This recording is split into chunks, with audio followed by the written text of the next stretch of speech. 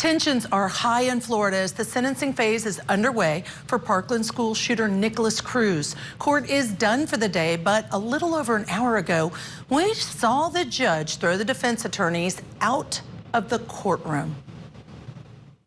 Judge, I can assure you that if they were talking about your children, you would definitely notice it. You need to sit down right now. You're out of line. In fact, you're excused. You need to go sit in the back with your chief public defender. He's the public defender, Judge. Mr. Weeks, please ask the lawyer from your office to go sit down and not say anything else. To try to threaten my children and bring up my children is inappropriate. Go to the back of the room now. That just violated about every rule of professional responsibility that I have never. If you're going to get up here and you're going to... Judge, I asked you to go sidebar on this matter. You, sidebar or not, you don't have one of your assistant public defenders say something about my children? Judge, that same venom that the court is expressing is the same venom that defense counsel had to sit through this entire morning when their children... She brought up her children multiple times during the trial. Nobody knows if I'm barren or not. They don't know about my children. Judge. Sit down. Sit down. Judge. Sit down, Mr. Weeks. Please do not summarily dismiss me. I'm summarily dismissing you. Go sit down. We go now live to Florida, where our own Court TV legal correspondent Julia Jenae is standing by with the latest. Boy, lay the groundwork out for us, Julia, if you would. What was it that happened earlier in this hearing, in this matter, that made the judge throw the defense out of the court?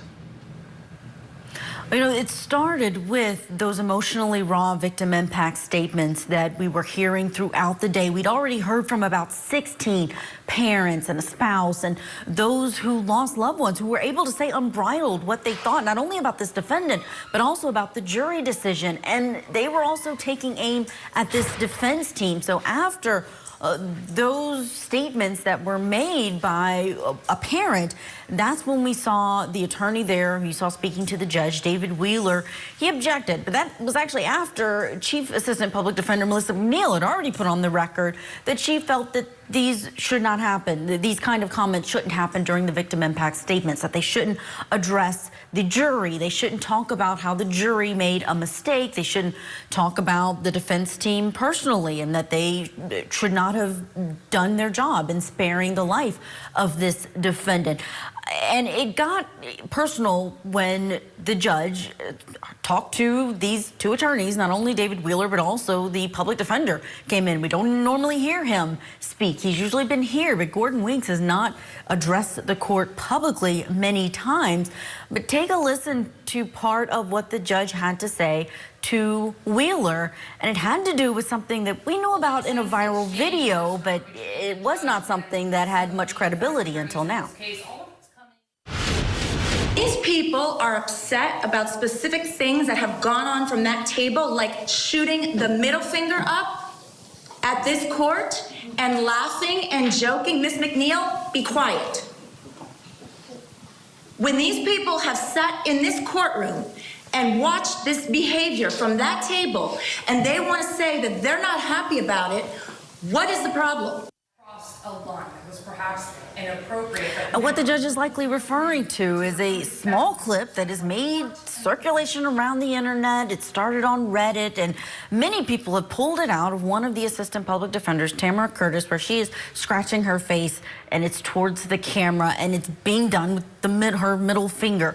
Hard to tell the context of it. It's such a short clip. It's during a time where we understand court was not necessarily even in session, but then she is seen laughing with the defendant, and that's something that someone brought to the court's attention in a filing that the members of the public can do, and we noticed that on the docket recently, but it's something that would have happened months ago. But to hear the judge bring it up inside of the courtroom and using it as a reason that the defense can't object to some of the statements that were made was truly surprising. We were expecting emotionally raw moments from the family, but not necessarily between the judge and the attorneys. Ashley?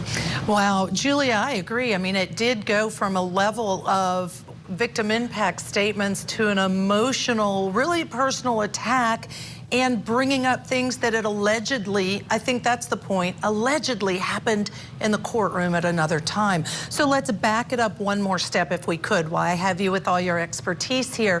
What was it exactly that even prompted the defense to object to any victim impact statement in the first place? You know, the bar of what we knew was going to happen today is that the limitations aren't there that were in place when a jury was inside of that courtroom. The things that victim impact statements can't include, they can't reference the defendant. They can't talk about what penalty they think the jury should choose and other things. They can't cry when they're on the stand. And that's something that they were told that they would be allowed to do during their victim impact statements. These were not prepared. They were not written and shared with the state attorney's office like they often are when it's for trial. So the prosecutors say they were even surprised by some of the things that were coming out. But take a listen to Max Schechter. He is the father of Alex Schechter, and one of the statements that he had. But first, actually, let's listen to Patricia Oliver, the mother of Joaquin Oliver, in her comments that do address not only this defendant, but also the men and women sitting next to him. I am far beyond those feelings. I have emptiness, I have sadness, and I have grief. I am broken. I am broken. I am broken. I am broken. I am broken, and I am broken. And you are all in the same team. Before, the grandmother explaining that you may remember Nicholas Cruz used to work at a dog. And there were also comments from Max Schechter, the father of Alex Schechter, and he said something about these defense attorneys saying that they're getting to go home and hug their kids and that they would be different or feel differently about this case if it were their kids who were killed. So that's really what prompted this. That's when we saw the fireworks happen, is after his statements in front of the judge, in front of this court, in front of the public. I think that's really what these defense attorneys were upset about, is that this is something that's being done publicly and could, in their words, have a chilling effect on people serving on juries.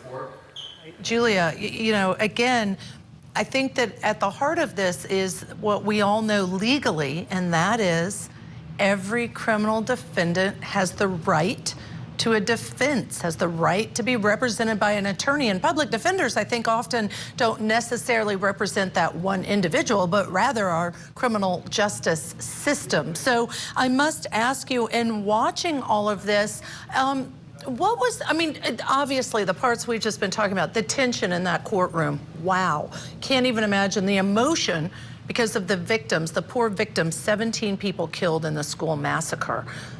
You have that, but also the tensions between all the different players. Did it feel as high as it seemed? You could tell that today was a tipping point, because during this process, it's often overlooked the fact that these families have to sit in the same room as the person who killed their loved one in cold blood.